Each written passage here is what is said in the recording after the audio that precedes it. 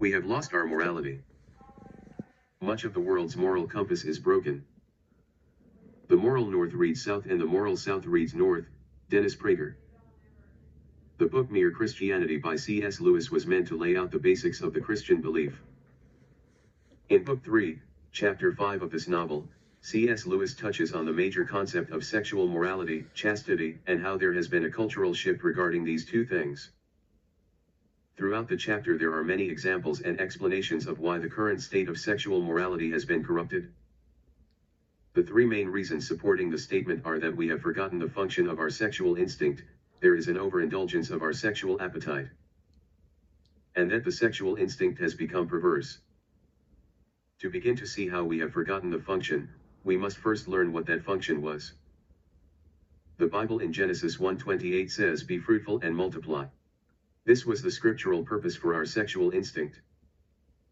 Moving away from scripture, we can see that biologically the purpose was procreation. But what has happened in our current day is that we no longer believe the function is for reproduction, but simply for indulgence. A metaphor from the book to represent this fact is, now, if we eat whenever we feel inclined and just as much as we want, it is quite true. Most of us will eat too much, but not terrifically too much.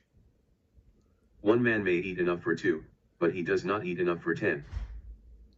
The appetite goes a little beyond his biological purpose, but not enormously. But if a healthy man indulged his sexual appetite whenever he felt inclined, and if each act produced a baby, then in 10 years he might easily populate a small village. This appetite is in ludicrous and preposterous excess of its function. Based on this quote, it is clear to see that with the rise in hookup culture with a decrease in chastity, and this has led us to forget the purpose of our sexual instinct, there has been an increase in the indulgence of our sexual appetite.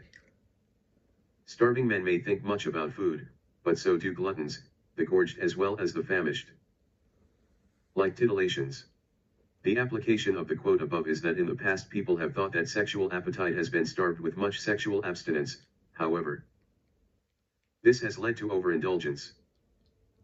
To go along with the overindulgence, the introduction of contraceptives has decreased abstinence even more.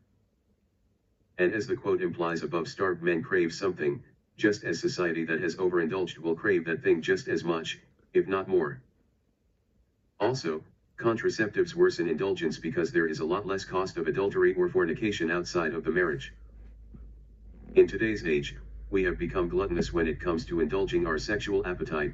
Add to this the invention of contraceptives, and you get very little sexual morality.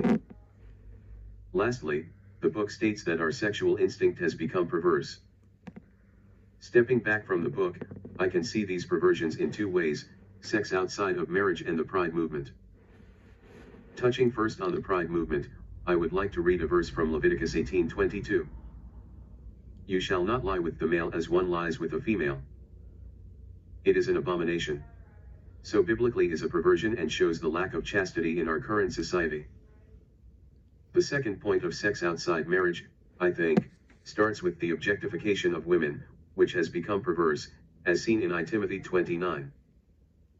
Likewise, I want a woman to adorn themselves with proper clothing, modestly and discreetly, not with braided hair, and gold or pearls or costly garments.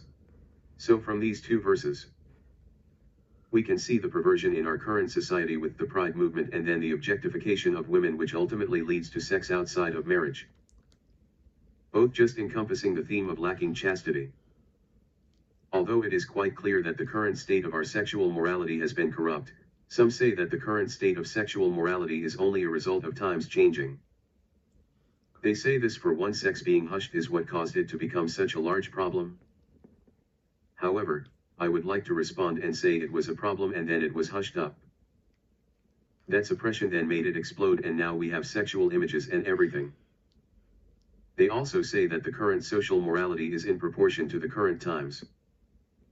I would say yes, times do change and problems can arise from these changes, but that does not mean that they should be ignored, or even more importantly, that they should be encouraged. To conclude, the current state of sexual morality has been corrupted because we have forgotten the function of our sexual instinct. There has been an overindulgence in our sexual appetite, and our sexual instinct has become perverse. The fact that we have forgotten the function of our sexual instinct is clear, and our indulgence of this appetite and the rise in hookup culture.